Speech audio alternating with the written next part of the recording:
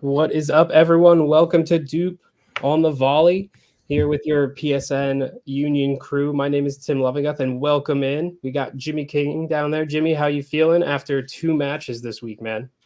Not bad. A little tired. It's hard to catch up on sleep when things are rolling like this, but that is life of an MLS team that plays in multiple competitions. So I feel like we're doing the best we can. We're feeling a little tired already, but we're here. Yeah, no, I definitely feel that.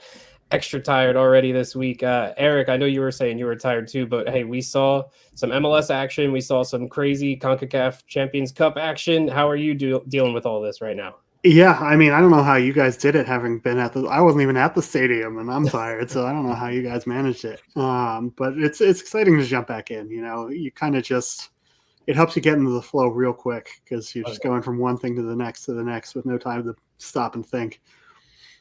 Yeah, no, I feel that 100%. Like, and Paul, I know you, dude. Like, we went from an off season where there's like nothing to do to a season where we've already had 2 games in a week, and you've been up in the press box. Like, how are you feeling, man? Just like you guys, tired, but it's I'm glad to have Union soccer back. Of course, right before at the end of the off season, my work schedule really wasn't that busy, and now that soccer's back, it's picking up again. But we deal with things. We deal with things for the Union, and everything goes for the Union. Dude, 100%. That's what we're here for. I mean, hey, we're gonna get right into it. Like, this is a jam-packed episode. We gotta, review Union against Chicago in MLS play, their first MLS game. They got that draw there. Then we're going to go into the Champions Cup stuff, getting that loss/draw against Saprissa. We were talking about that in our pre-show. We're like, well, technically, if you're betting on the game, that was a loss because after 90 minutes, they stopped the betting stuff. But then they drew in extra time, which means they went forward because of aggregate.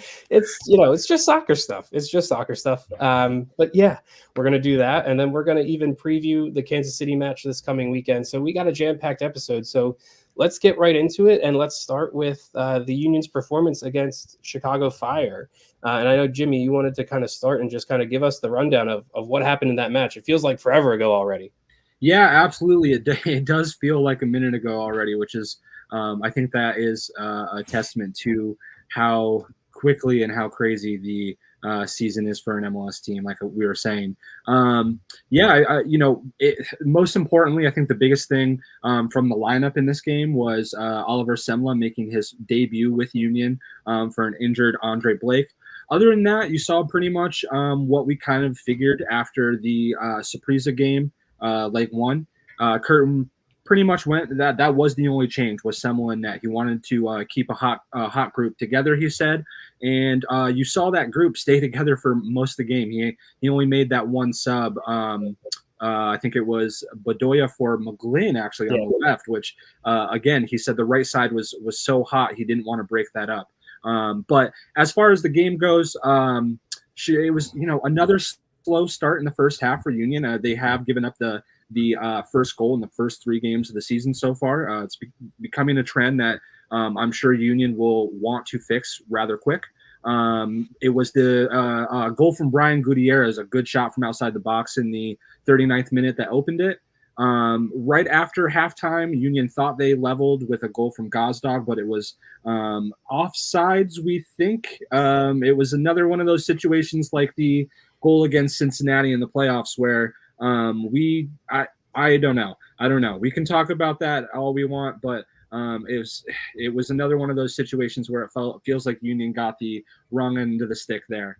Uwa did bring them level in the 55th minute, and I believe we thought we had the lead with Harriel scoring a little bit after that, but that one was also called offsides. I think that one was definitively offsides. Correct call there. Yeah, Damian Lowe was offside on the build-up on that one, which is when it was correctly called off after that. Yes, absolutely. Yep. And then it looked like the night was going to end in disappointment with a ball bouncing around the box in the 82nd minute and Fabian Hebert putting the ball home, giving Chicago a 2-1 lead. But Daniel Gazdag in the 93rd minute, he did bring the game level. Michael Uwa had a chance to win the game in the last second there, rang the crossbar. You could hear it up in the press box, like vibrating. It was crazy. And Tom Barlow went the other way and had a chance to win the game as well 30 seconds later. And that was the first big save from Semla we saw in a Union shirt.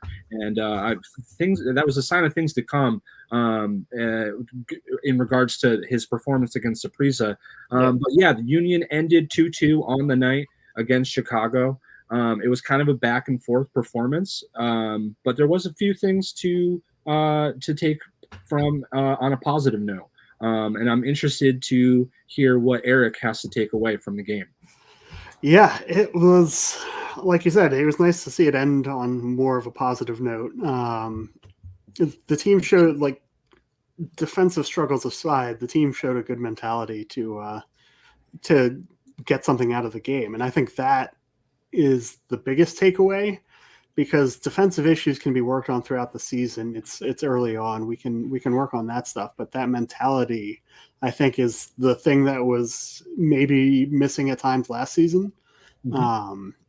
So to see that come back, that's my biggest takeaway of anything from that game. And now you've seen that in 3 straight games. You know, like I said, they have conceded first in 3 straight games, but they also have shown that fight and that drive to come back into games and get that equalizing goal or winning goal in all 3 situations there. So, yeah, I think that is a good takeaway from that performance there. Paul, what do you think from the game? I thought it was overall, obviously, yes, you had the defensive issues, but I think the comeback mentality, the fight to always come back, like Eric talked, I think that makes it an overall good performance. You came back from Costa Rica a few days later to open up against a Chicago team that you really didn't know what to expect from them. They're newly formed in the offseason, and then you fight back and earn a hard-fought draw. I think it wasn't a great performance, of course, but I think to start off the season, it was a performance that Union fans should have been happy with. Now, I know some people are a little disappointed with the draw at home against Chicago. Yeah. They feel like they probably probably should get 3 points there. But if you think about, kind of the thing about MLS and teams competing in CONCACAF is that they don't typically start the MLS season well. And if you look at all the other teams that were playing in CONCACAF, I believe none of them won this weekend. That is the easiest way to put it. I think there was 1 loss and the rest of them drew. So yeah, I don't know. I don't think that's necessarily enough to take all of the fall off Union. I think they recognize that they probably should have had 3 points there. I think they had enough chances to put the game away. And maybe on another night, the officiating goes their way, and this isn't the same conversation. But you're right. I think overall the night ended pretty well. I think a lot of the talking points, especially from Jim Curtin, was the dynamic on the right side with Quinn Sullivan and Nate Harriel. Tim, what'd you see there? I know you were at that game, correct? Yeah, I was there. And yeah, that was kind of my big takeaway, was that the team looks like reinvigorated through midfield, especially when they're building up with the ball, which is something that the Union don't always tend to do. Usually you think of them as, okay, we're going to be fine without the ball, we're going to counter press, and they did that to an extent, but when they got on the ball, they looked to put it at the feet of Sullivan or at the feet of McGlynn, and they basically, those two played quarterback in the midfield, and there were runners, on the wing with the outside backs like Harriel, and then the strikers were doing a good job of pulling players out and trying to feed Gazdag and get into those kind of half spaces. I think that was something to really be encouraged about. I know, like, there's fans who are disappointed in some of the results so far. We've played 3 games and 2 of them at home, and those 2 at home haven't been wins. But if you look at it, I mean, even in this Chicago match, technically they put the ball in the net 4 times, and I know 2 of them were waved off for VAR, and one was a little iffy, one wasn't, like you said. But they scored 4 technically in that game. They put the ball in the back of the net on good attacking sequences, and then they scored 3 against Saprissa. 7 goals in 2 games technically. So I think you have to be kind of encouraged by that, because in years past we were always saying, okay, the defense and the goalkeeping is elite, but the attack is kind of lacking. And right now we're kind of seeing a shift in that. And I know, like Eric said, defense, they're still trying to figure it out. Goalkeeper is Semla has looked really good in the 2 games that he's played. And obviously we know when Andre Blake is healthy and available, he's going to come back and be one of the best keepers in MLS. So that stuff, like Eric said, is going to get figured out. But I think if the attack keeps playing the way it is, then this could be a really good team here. Yeah, I agree. A little interesting stat. I was looking at something last season, and in all of MLS, Union ended last season with the 2nd least carries into the penalty area in the league. They had 96 in a 34-game season, which I believe averages out to 3 per game. Obviously, we only have 1 sample size, and the website I use doesn't show Champions League, so I don't have the stats for those games.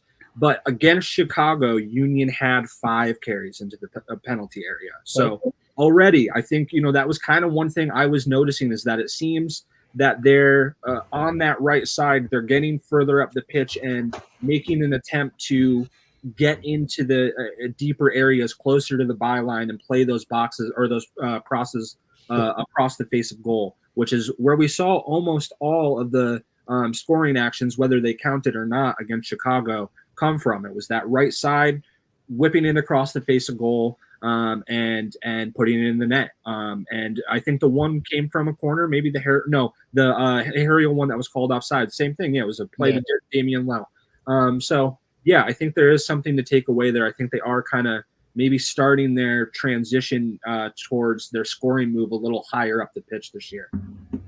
Oh, yeah, for sure. And I mean, that even carried into the next game that we're going to talk about here, the CONCACAF Champions Cup game against Saprissa. Obviously, we all know it was the second leg. Union won the first game on the road 3-2. Probably should have been 3-1. They kind of let that late goal come in the first game, which proved to be it was a big factor for this game here. I think what we should talk about first, before we get into all the craziness that happened in the match, is we should talk about the lineup that we saw, because Jim Curtin did something a little bit different than he usually does. And Paul, I know you were kind of talking about this even before the game, and you were kind of tweeting about it from up in the press box. What did you think of Jim Curtin's 11 for this match against Saprissa? Yeah, so Curtin said in his post-match press conference against Chicago that due to there being their third game in, I guess you could say, a week, that he would expect some rotation. But I think, and obviously we did get some rotation with Mbazo coming in, Elliott, they both made their season debuts along with Bueno.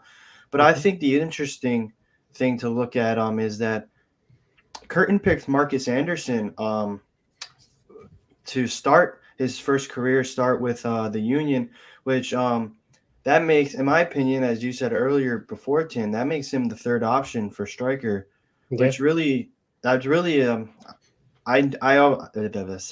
a fan. I was a fan of the signing of Anderson in the offseason. After watching, I guess, a little bit of his highlights, he showed some pace, showed some, I guess, aggression, remind me a little bit of Chris Donovan a little, when Donovan comes in late in the games.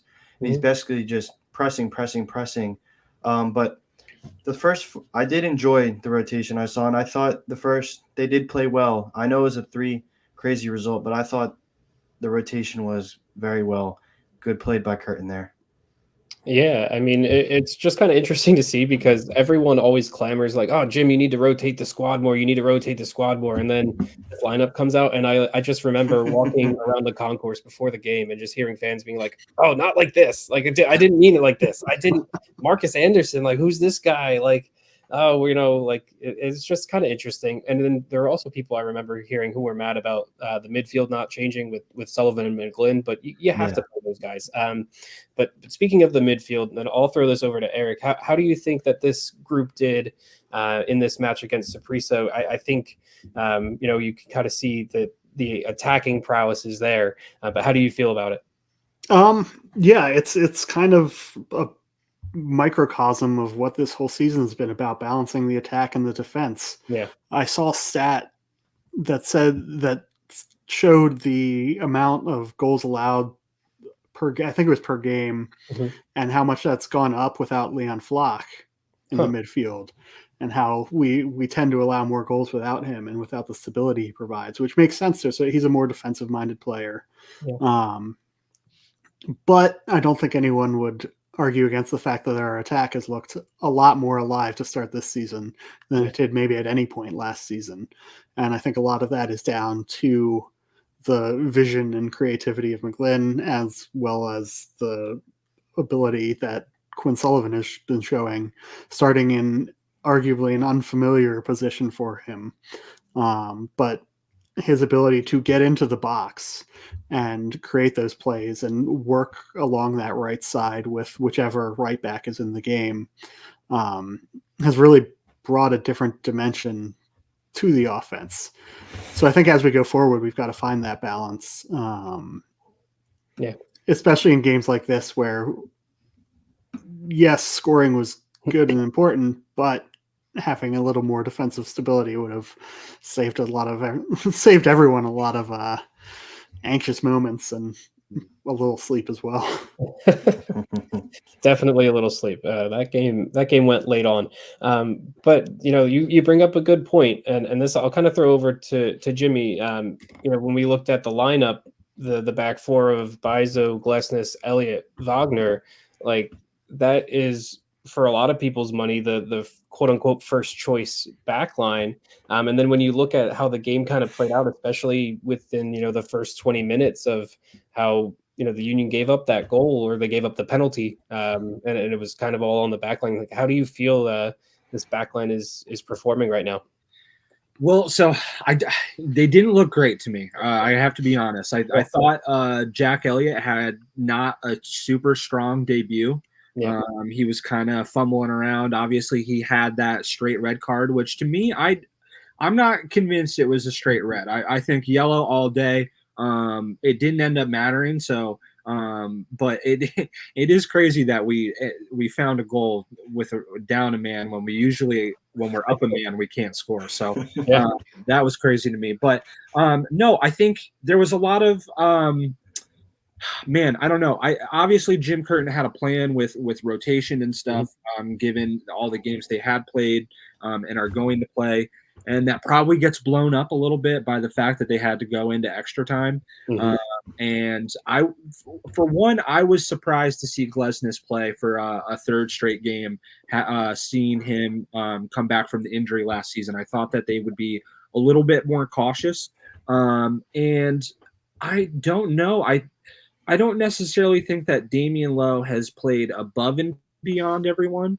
But I'm really interested to see if Damian pushes for one of their spots this year, because I think it is a little bit more open than it has been in the past. I don't think there's an immediate need to make that change. But I would not be surprised if we see Damian Lowe a little bit more frequently than we did last year. And I know it seemed like, Damian did play quite a bit, but it seemed like it was more in a necessity basis, more than a favor type of pick. So, yeah, I'm interested. I don't know. I didn't think Mbizo played particularly awful or anything. So we'll see. It'll be interesting to see if he can keep up with the demand that Harriel's getting from the offensive ability that he's added to the attack. But yeah, the defense looks a little shaky to me to start, to be completely honest. And I wonder if any of that has anything to do with having a new goalie behind you. Maybe he's not communicating as well as Andre does. Maybe they're just not as comfortable with him behind them. So yeah, I don't know. I definitely think that's the one thing that Union need to clean up right now. Yeah, I mean, I think you're kind of spot on with Semla back there. Semla has bailed out his defense, as we saw in the last few games. Now he's made some outstanding saves, and he seems to be a pretty decent shot stopper, even though he's got a few goals scored on him now in these 2 games. But I think another point, just to talk last little bit about this lineup, and kind of what Eric said, like there's no real defensive help coming from Sullivan and McGlynn right now. We all know they're more attack minded anyways, but they just don't have, it seems, that grit that players like Bedoya, Flock has kind of coming back and helping out on the defensive side as well. So that could be playing a factor. And, we definitely saw that happen with the PK early on with the 14th minute. The thing that the Union really didn't want to happen happened, and Saprissa got on the board early. And things were looking a little bleak, but like we've been saying, the Union concede that goal first now in all the games, and they fight back right away. We saw Carranza get a goal just 3 minutes afterwards, and then Sullivan helped the Union take the lead right before the 30th minute there. So I kind of want to throw, I know we talked a little bit about the attack, but I kind of want to throw it over to you, Eric. Like the combination that we've seen now from Sullivan and Carranza. Sullivan's assisted on 2 of his goals already, and now Sullivan grabbed his own. Like how do you feel about this potential partnership that we've seen here? Yeah, I mean, clearly it's paying dividends so far. I think his natural inclination to play winger has benefited that partnership because of getting into those good positions for crosses, and especially with the right back being pushing up. Both our right backs have been showing. I think Harriel in seasons past maybe was less known for that, but I think he's made a big strides in that department this season so far. And Bizo has always been the kind of right back who would get forward. So having that right back coming forward and maybe dragging defenders to specific positions is opening up that space for Sullivan as he's drifting wide to get those crosses off and find, so far, Carranza's head, but hopefully he'll be able to do that with the other strikers as well. And I'm looking forward to seeing how those relationships continue to develop for as long as Carranza's here. Yeah, I mean, hey, we don't need to talk about that right now. I mean, we're trying to talk about this brilliant new partnership we're seeing. But Paul, we saw Sullivan get man of the match honors. He got that goal and assist. He's really looked like arguably the best player for the Union so far this season. Like, how do you rate his performance so far, especially in this game? Sullivan, yeah, like you said, I think he's easily been the top player on the team this year. I feel like every game, in the short 3 games, you've seen him contributing on the pitch, just in the attack. This match exactly, I'd probably give him around a 9 out of 10, maybe an 8.8, something around there. I feel like he was just wherever you needed an offensive opportunity in the attack, I feel like he was always there. And he was just always in the right spot for when you needed something to happen. Yeah. No, it's so true. It's a budding partnership that we're seeing there, and we're seeing with a few other players as well. But to go back into the game, we saw the Union then concede the next 2 goals, which gave us the dreaded scoreline of 3-2 in this match, which was the exact opposite of the first leg. So that meant that we got to see something that we don't often see in 2-leg ties, which is extra time. So, Jimmy, when you saw kind of all this play out, like what was your feeling? What was your gut reaction? Like, did you think the Union were really going to be able to pull this out in extra time there, especially after Jack Elliott's red card? No, absolutely not. No, I thought we were doomed. Like I have to be honest with that red card. I looked over. I wasn't in the press box on Tuesday night. I was with some friends. I looked over to my friend. And I said, "Well, Champions League might be ending early this year, boys." But no, I mean they showed a lot of heart, and a credit to my friend who kind of nudged me and was like, "Nah, don't say that." And when we got that corner, he looked at me and he said, "All it takes is a set piece." Yeah. And I mean, man, that ball bounced perfectly through like 5 bodies and on a silver platter to Michael Uwa, who, I mean, there's probably not a guy on this team that needed to have a better, a quick start to the season more than he did. And he did contribute a goal against Chicago, but he missed an absolute sitter to win it. And Jim Curtin kind of challenged him a little bit in his press conference afterwards. Nothing too harsh, but he said that he was asked about Michael's performance. He said he did really well. But he needs to be more consistent, and he needs to be the guy that can score those game-winning goals. And I'm sure that doesn't feel good to hear from your coach when there's a 20-year-old or 18-year-old Marcus Anderson. I can't remember how old he is, but getting starts behind you. So yeah, it was good to see him come up with a goal in the final moments there, and just a few days after missing that winner, getting a very similar opportunity and not making a mistake in that moment. So as we've been saying on this show all night, the fight back from this team has been incredible, especially going down 10 men. And then after that goal to defend, at that point, Saprissa was throwing everything forward and just chucking balls into the box, and Semla did really, really well to a number of balls out of the box, which is where he made the mistake against Chicago. He didn't get all of a punch on a ball, and that's where Hebert scored. So I like the fight from the team. I just think I wish we didn't get to that point. Yeah, I agree 100%. And I don't know how we've made it almost 28 minutes into the show and haven't mentioned the announcer. I know it's probably because, 3 of us on this panel here were in the stadium, so we didn't really get to hear the announcer until afterwards. But I'll throw this over because now we need to get our thoughts as we get these comments coming in about the announcer.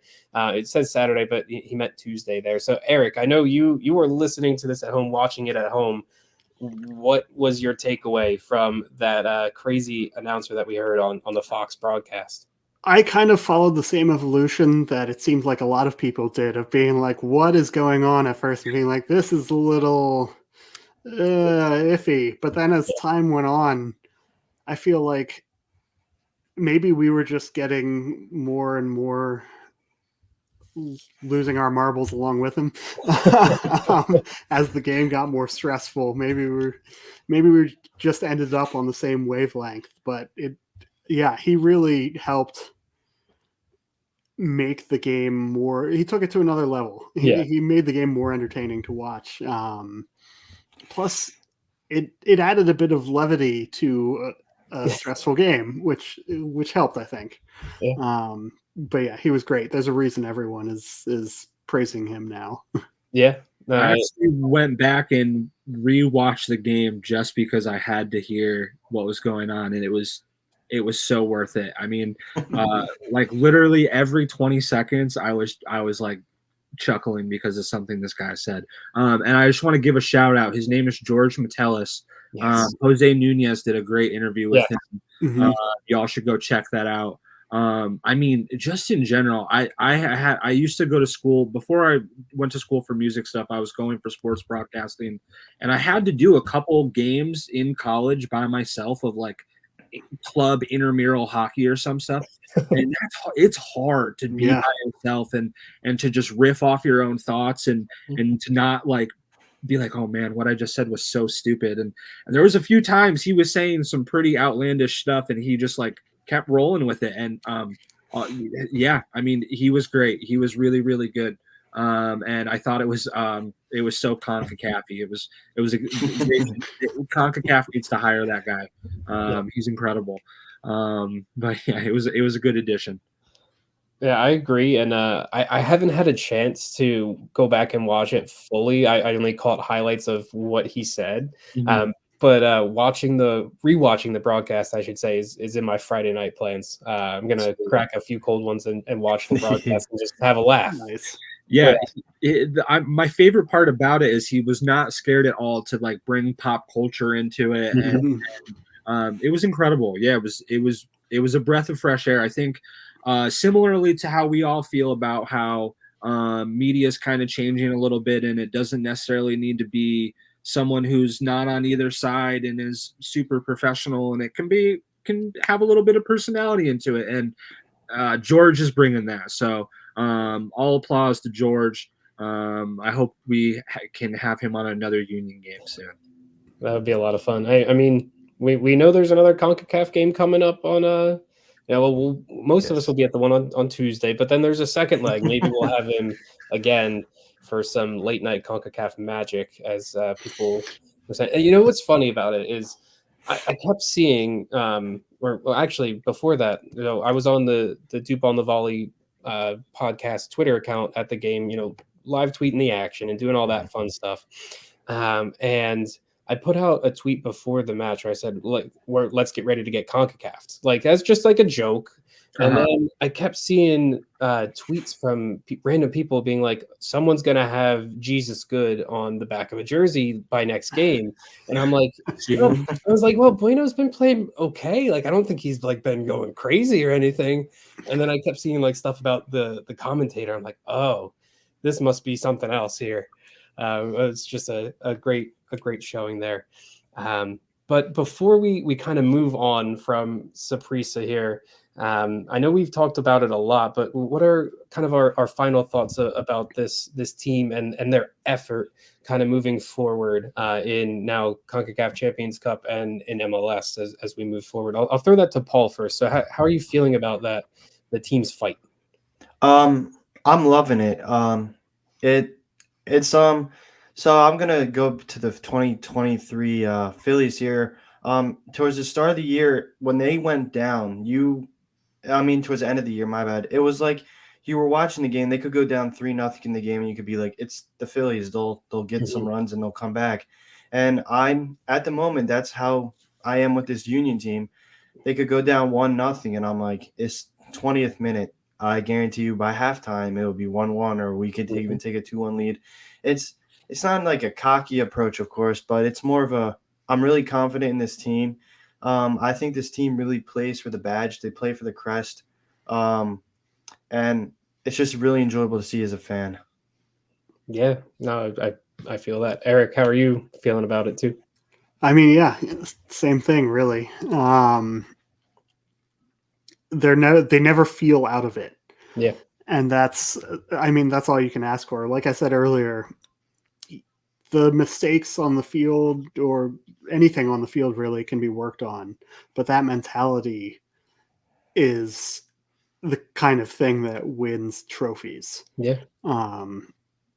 Especially when you put it together with the raw talent that we have. Mistakes aside, our defenders are still some of the best in MLS. We've got one of the best keepers in MLS history. If we put it all together with this mentality that we've been showing, that no one's going to be able to stop us. Yeah, it's kind of funny too, because I mean, we talk about like that mentality, and they don't have quit in them right now. The last two games, Union have actually had the majority of possession, and I think that shows to their not having quit in them. Like usually, the game plan is to not have that much possession, but they've had over 50% possession the last two games. So yeah, I mean, it's kind of coming together. Jimmy, do you have any final thoughts on the game against Saprissa and moving on in CONCACAF Champions Cup? Yeah, I do. I think I agree with all you guys. I think that things are trending in the right direction. I did want to point out that to me personally, and now I've only been in the press conference and the press circle for a year officially. I've been following the team for closely for a couple years now. And Jim Curtin's tone after Tuesday night was a little bit different than I've seen it in the past. He's usually pretty positive. And I felt that there was a little bit more. I felt he was trying to keep his team a little bit more accountable for their performance by what he said in his press conference. And I'm failing to pull up the quote that I want to reference. And I if you guys know anything about me, I'm full of half stats. I'm really good at putting half things together. But essentially, what he was saying is that he wasn't very happy with the performance defensively. And he shouldn't be, Nobody really should be. And I know that Tannenwald, Jonathan Tannenwald, he even reported him saying something about them having small brains at times, I believe is what he said. And that's a little bit different from what we've heard even in the last couple of years of we're the tune is we compete in all the top competitions. We're very consistent over the last couple of years. We're one of the only teams that's done XYZ, and I just felt that there was a little bit more of I need better from my team in Tuesday night's press conference, which I think is needed. I think the biggest thing with Union fans, and I've talked about this a lot, I know we've talked about it on this podcast a little bit, is that the expectations have changed. Being there is no longer good enough. People want to see trophies won. And I didn't hear this quote, but I was listening to an MLS podcast today, and Sasha Kleshkin said that Jim had said the other day that anything less than a trophy this year is a failure. I don't remember him saying that specifically. I hope he has, because that is where we should be at. And I want to see that in his actions more. And I felt that maybe Tuesday night was a little bit leaning towards that, of him keeping his players a little bit more accountable and not leaning so much on what we have done and the pedigree they have from their performances, and saying, if you guys aren't performing, we have people that are going to come in behind you, and I need more from you guys. So that's what kind of excited me. I want to see more accountability in this team for players to perform at the top level. He can only do, he being Jim Curtin, can only do so much with what he's given. He's only given so many players on a roster, and he needs them all to perform at the top level. So I like seeing him try to motivate his players any way he can. Yeah. I mean, that quote just got me fired up. I'm not going to lie. Like, that's exactly what needs to be said and should be the expectation. And I think you brought up a point about it, Jimmy, but if you look at years past for the Union, last year was the first step back in like 5 or 6 years. And they still, they made the semifinals of Champions League. They made the third place or semifinals of Leagues Cup. They went on a long playoff run, but they didn't win anything. Right. And when you look back to what was it, the 2019 when they won their first playoff game, then 2020 was the year they won the Shield. 2021 was the first big Champions League run and playoff run where they conference final. Then 2022 they made it to MLS Cup, and then last year they fell off. And they're still a very good team, but the expectation needs to be set. Now, before we sorry to cut you off, Tim. Before we jump into previewing Sporting Kansas City, I kind of want to ask you guys a question. Almost. I felt like last year. I just don't know if – so last year all the pundits, the tune was with Union is they need to win, right? They were there. They didn't win. They're bringing back all the same pieces. They need to win. That is where they should be at. And now you're seeing predictions of 4th, 5th, 6th, 7th place finishes for the Union.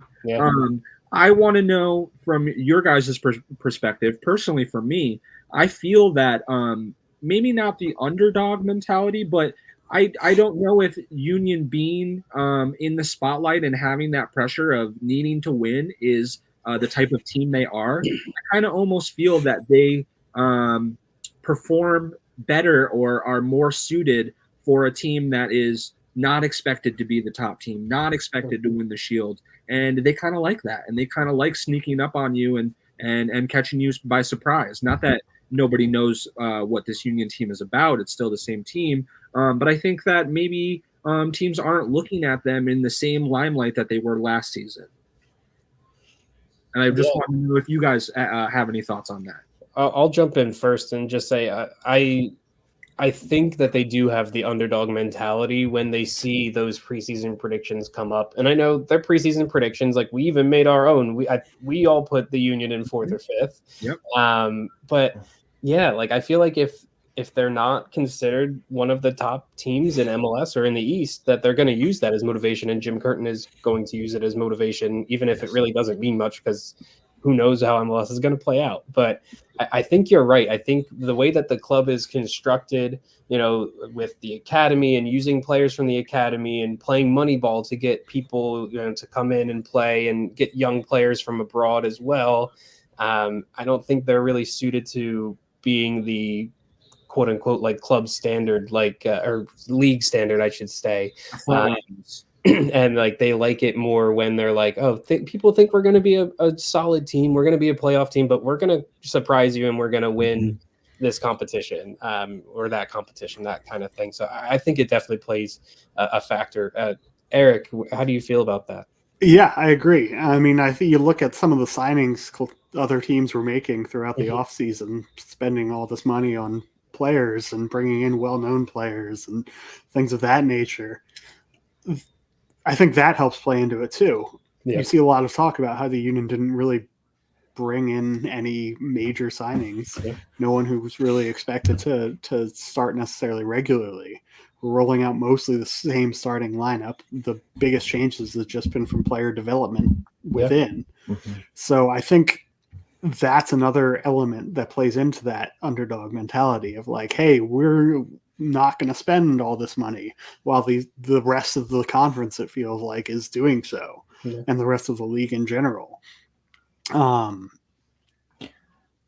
think, like you both said, I think some Philly teams in general, not just Union, but Philly teams in general, like having that underdog mindset to a certain extent. We'll see where we go with it.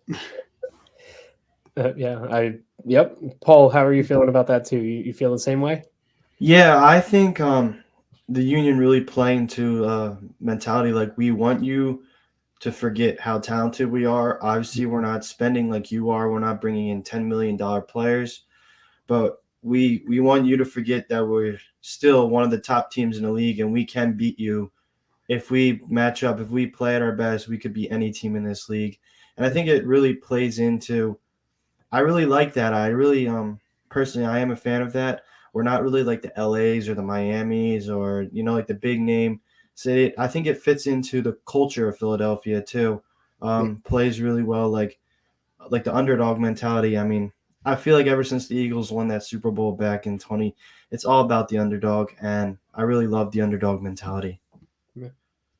I mean, I agree 100%, and we'll see how all this stuff kind of plays out. But like Jimmy was saying, Curtin was talking to his club and wanting to get them more out of them. And that next opportunity is going to be Sporting Kansas City on the weekend. And it's another game, first MLS road game of the year against a team that has been kind of up and down the last few seasons in Sporting Kansas City. But we saw them make a kind of a historic run to the playoffs last year where they got in as that wild card team, and then they went on to beat number 1 seeded rival St. Louis City there.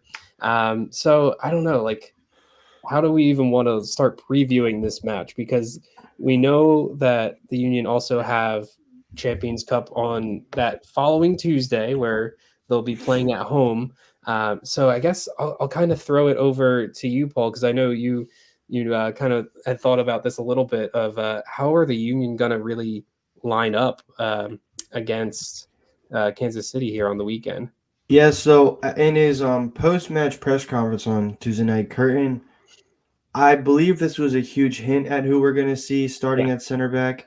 It would make sense completely due to so as we all know, Jack Elliott got the straight red card on Tuesday, and Damian Lowe, if you don't know, he will be suspended on Tuesday night as well for yellow card accumulation. So Curtin kind of hinted that those two would be your starting center back pair, which I think it does make sense due to the fact that they won't be able to play on Tuesday. So why would you play your other guys and get them the max amount of rest?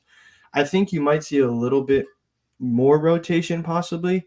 I think there's a chance you might see Mbazo again at right back because I know Curtin does like using Harriel in that center back role. So maybe he's thinking a little to the match on Tuesday to play Harriel in the other center back role next to Glesnes. But yeah, I really do think I think you might be at the moment it's hard because you really can't bench McGlynn and Sullivan. Yeah. But I'm kind of thinking will Curtin maybe do like a little defensive approach because Kansas City is it's a hard place to win at. It's a hard place to play. So I'm kind of curious to see what way Jim does decide to go on Saturday. Yeah, I mean that's an interesting thought there of kind of going defensive, but not using your other center backs, not seeing like a back three. So I'm wondering, Yeah, maybe if maybe Bueno. maybe we see Bueno, maybe we see Bedoya get a start. That veteran leadership of like, oh, we're going to come in here and we're expecting to get at least a point. Eric, what do you think we'll see from the Union on Saturday here against Kansas City? It's kind of the ending question with them in terms of rotation. Like every time, I feel like every time I expect them to rotate, they don't, and every time I expect them not to rotate, they do. I think Ua at least will get the start. I think he'll get rewarded. He scored 2 games in a row. Yeah. I think he'll get rewarded for that. Carranza and Gazdag, I think, are no brainers. They're not going to get rotated. Yeah. It wouldn't surprise me if we saw Bueno maybe slot in for Sullivan, especially with McGlynn getting, I think, a little more rest in the last game. Part of me wants to see both Bueno and Bedoya kind of come in and play ahead of Martinez, with it being an away game. That might take a little too much creativity out of the attack, so I think it's more likely that we see one or the other get rotated. Mm-hmm. But I have a hard time deciding what I want to see because I want to see Bueno get more minutes. That's kind of always a constant. I think he generally has played well enough to deserve them. And I like Bedoya coming off the bench. I think he's provided a good spark coming off the bench. So I'm going to say throw in Bueno for Sullivan to start the game. Keep McGlynn in that starting lineup. Mm-hmm. Okay, I like it. I like having the idea of kind of rotating one side of the midfield and then maybe using that other player in CONCACAF Champions Cup there. But one thing we haven't talked about yet, and Jimmy, I'll throw this over to you. We not that it's a controversy on our hands because we know who the starting goalkeeper is when Blake is healthy, but do you think Curtin will kind of roll with the hot hand in Semla and kind of keep Blake back in this away match against Kansas City and maybe keep him for Champions Cup? Yeah, I mean, I think, let's see, just before we hopped on, I think, or a little bit before that. Yeah, 5 o'clock today, so I'm losing track of time. But Union let us know that Curtin is going to have a press conference tomorrow afternoon. Okay. So I'm sure we'll get the verdict on Andre Blake. I'm sure somebody will ask. Yeah. If I had to put a guess out there right now, I would say that he will probably save Andre for Tuesday. I think it probably makes sense to not risk it if there's any concern and save him for Tuesday. And that is the priority, I would assume right now, is Champions League against Pachuca at home again, as opposed to the second MLS game of the season on the road. That being said, Curtin has said time and time again, Andre knows his body best. So if Andre says he's good to go, Andre's going to go. Yeah. That's how Curtin rolls in regards to Andre. So yeah, I think that'll more so be up to Andre. But if it were me, I think Semla has done well enough to give enough confidence to Curtin to go with him on Saturday if there is some lingering doubt with Andre Blake. Yeah, I think 100% you're right there. Like Semla, to me, I know Sullivan was man of the match against Saprissa. I think Semla's heroics late on, for me, he was man of the match. And it kind of like justified already the Union going out and getting him from USL, and how, he had that consistent defense in front of him there. And, Union were kind of hoping, we get that here too. And we know the defense has kind of struggled a little bit, but I think Semla has earned that start. So I think that's probably what we would see from Curtin there. And you keep Blake for Champions Cup, assuming he can go. But you all know, like Jimmy said, if Blake said he's good to go, he's going to play and he'll be captain and all that good stuff. But let's look a little bit at our opponent, Sporting Kansas City. We all know Peter Vermees' team is going to go in a 4-3-3. And it's how they play. It's how they've played for over a decade now. Tim Melia is probably going to be the starting goalkeeper there. Their back four has some names that are a little bit different now. Like Besler is gone, and we know Zusi is gone. Like that core from Sporting Kansas City that won MLS Cup a little bit more than a decade ago is all gone. So they have some newer guys there. The most notable names would probably be Fontas. Andrew Fontas is their center back there, and then right back. Jacob Davis is a young kid, but he kind of came on the scene last year. They have a pretty solid front six, I guess, if you want to call it that, with Eric Tommy being kind of an attacking midfielder, Daniel Shallowy, Johnny Russell, we all know, and then Alan Polito is back to being healthy. So this is a team that kind of likes to come out there and kind of impose their will on their opponent, especially at home. They opened up the season away at Houston and got a 1-1 draw there, with Tommy getting the goal, and then they gave up one a few minutes after that. So I guess I'd kind of pose the question to you guys here. Do we think that, obviously Kansas City is going to go out there and kind of play their best 11 and kind of really push for those 3 points at home against the team, probably looking more to Champions Cup? I'll throw that to Eric first. How do you think they're going to do there? I mean, yeah, I think they'll definitely seek to attack us. They're at home. They're going to look for the win. As I think we mentioned before, like the teams in the Champions Cup tend to struggle after their midweek games. Mm-hmm. So I think I'll be happy with a draw in this one, because, like I said, I think they're going to really go at us and go for the win, which in some ways plays into how we've liked to play in the past in terms of not having the ball and hitting teams on the counter. Yeah. So I think that could benefit us in some ways, but I still think it's going to be tough to get a win there. So I'll be happy with the draw. Yeah, I think that's probably where Curtin and the rest of the Union's heads are as well. Paul, just I know we kind of just talked a little bit about that Sporting Kansas City lineup. Like, is there one player that kind of scares you the most from their team? At first, my first reaction would be Alan Polito. I mean, he's always been a threat. But now rethinking it, I'm gonna go with Eric Tommy. Yeah. I feel like he's grown a lot. I mean, he scored last game. I feel like he's always a threat in recent matches for Kansas City. Mm-hmm. And basically, I think that's really all I have to say. I think Tommy's. I'm stumbling on words, so I don't want to just keep rambling. But I'm gonna go with Eric Tommy.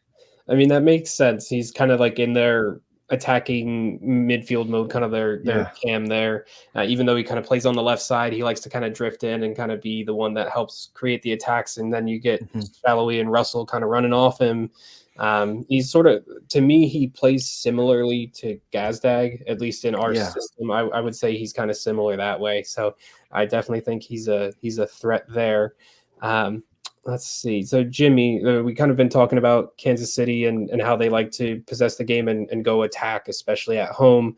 I know Eric just brought it up of how Union usually like to sit and counter, but we've seen that there's been some issues with Union's defense and their structure really defensively. Like, do you think that could be a major issue here coming up on Saturday?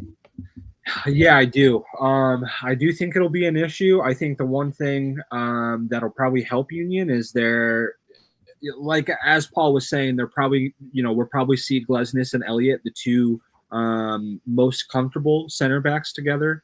Damian Lowe and Elliott. So maybe not the two most comfortable, but I think when you look at the Champions League game on Tuesday, we'll likely see Nate Harriel play center back. So it is a little bit more of a comfortable pairing Saturday night that we'll see. And I think Damian Lowe has played pretty well recently. So I think, he'll want to put in another good performance, especially not being able to play on Tuesday. I think the one thing that I would point out with this lineup, and I'm trying to get specific stats. Of course, I can never get it to come up when I'm looking for it, but I do know Sporting Kansas City's average age of their starting 11 against Houston was. They have some old players, is what I'm saying. While you can look at that as experience, you can also look at it as an opportunity to throw on someone like Quinn Sullivan, who is just ripping apart tired legs late in the game. And if you can keep the game close, if you can keep the game tied, maybe there's an opportunity to steal some points there late in the game. But that is the question, is if we can keep that game close, if we can keep it tied.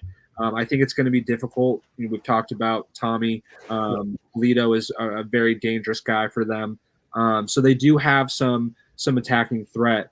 It's going to be interesting. I think it's always an issue with having midweek games is once you have a game where there's mistakes to fix, you don't get much time to actually get on the training pitch to fix those things. They play Tuesday night. They probably don't have a super heavy practice Wednesday. It's probably mostly film, if anything. Then Thursday you practice. Friday you're probably traveling, and then Saturday you play. So you're probably getting 1.5 real practices together. They probably have a morning practice Saturday or Friday night. It's tough to really fix those things that aren't working when the competitions are coming like they are. So we'll have to see. I think it is going to be a tougher game for Union defensively than we have seen. Not that the games have been easy defensively by any means, but I think this might be one where we're holding on to our seats for a little bit and weathering storms multiple points in the game. Yeah. I mean, and with that, I think that's why, at least in my opinion, I think Jim Curtin is going to tinker a little bit with the midfield. We know what his likely center back pairing is going to be in Damian Lowe and Jack Elliott.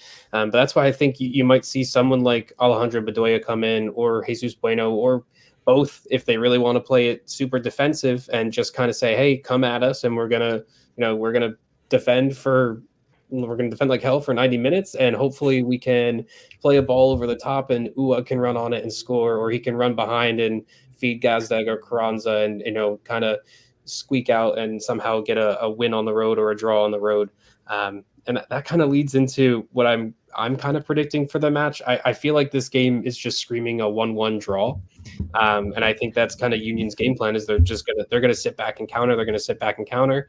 I think they're going to be able to find a goal.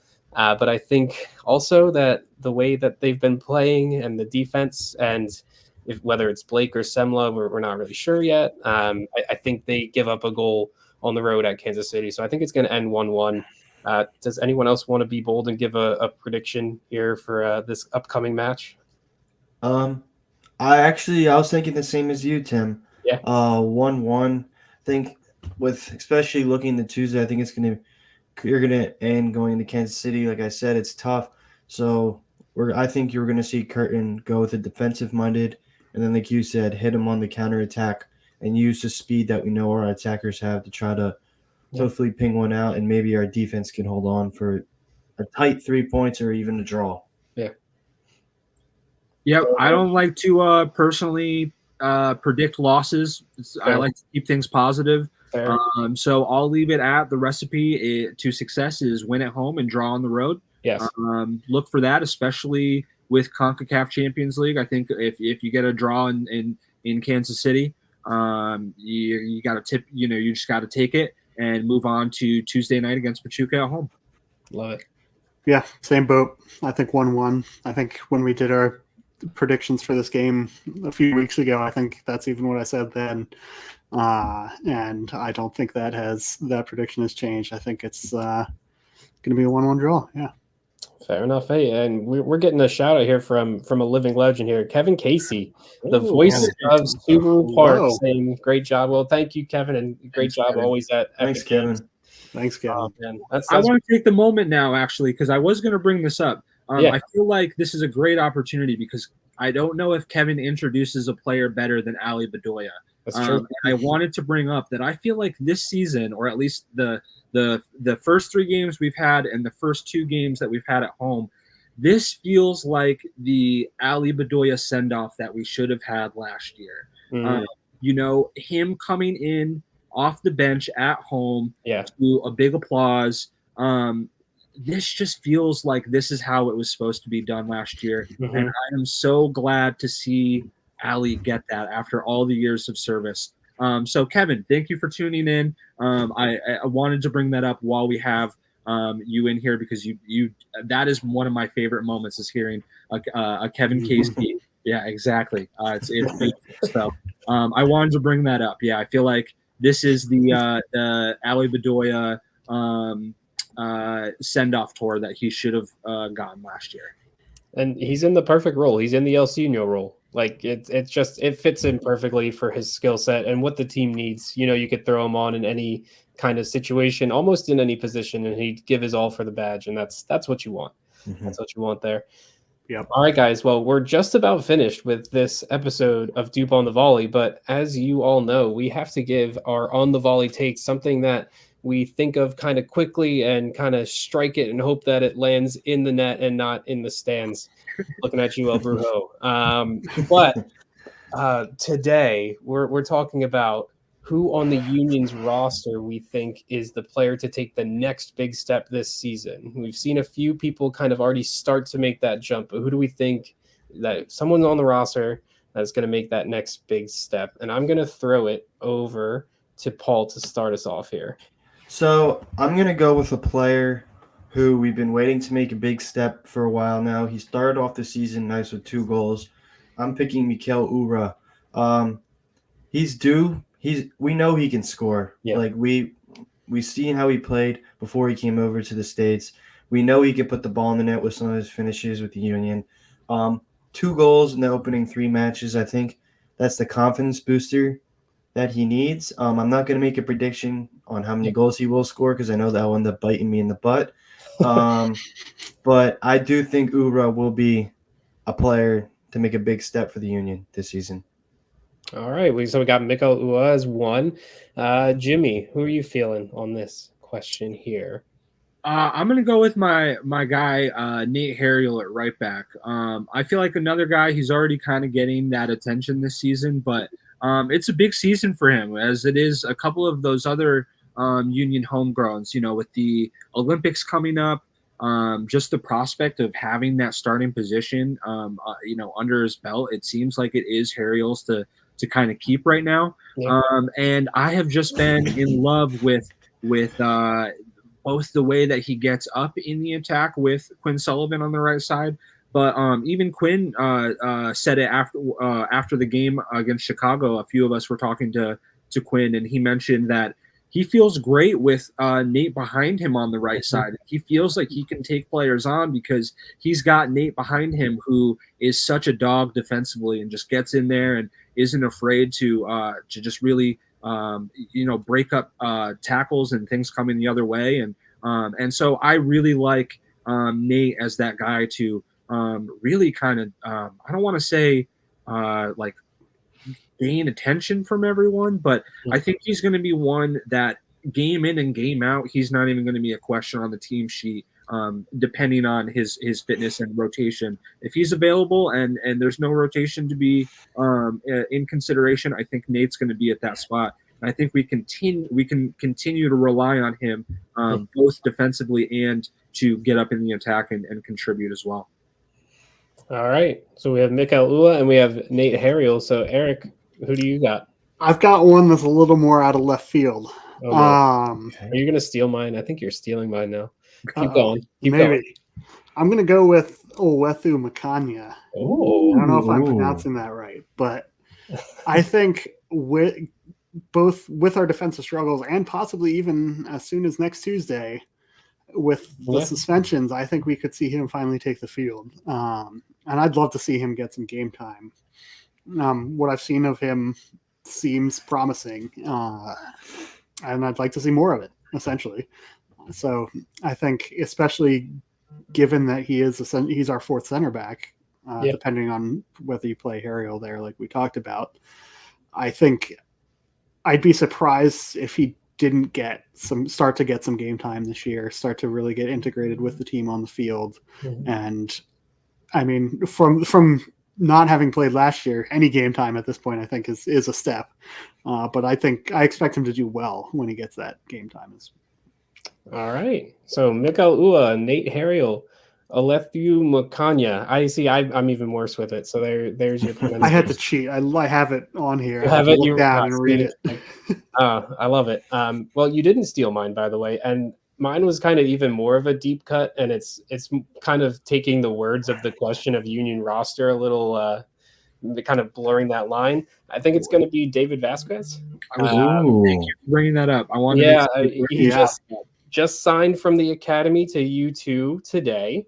That dynamic attacking midfield type seems to be, another player that can kind of play almost anywhere in the midfield.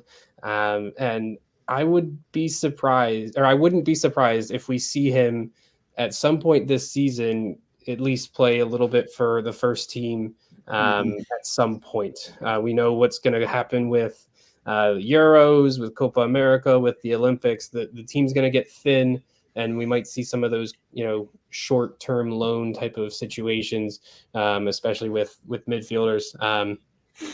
Kind of hurts a little bit because I really wanted to say Jeremy Raffanello as well, but Vasquez just signed for U2 today, so I felt like I had to blur the line a little bit there. So I think that maybe we could see a little bit more of him. If not, we'll see him with U2, and with the U.S. Open Cup news that might happen, the U2 might actually be an Open Cup, so maybe we'll see him on that stage as well. But guys, that'll do it for this episode of Doop on the Volley. Make sure you subscribe to this podcast wherever you get your podcasts. Follow us on all of our social media channels. We are heavily active on Twitter and Instagram right now. We might get some more things going on later on.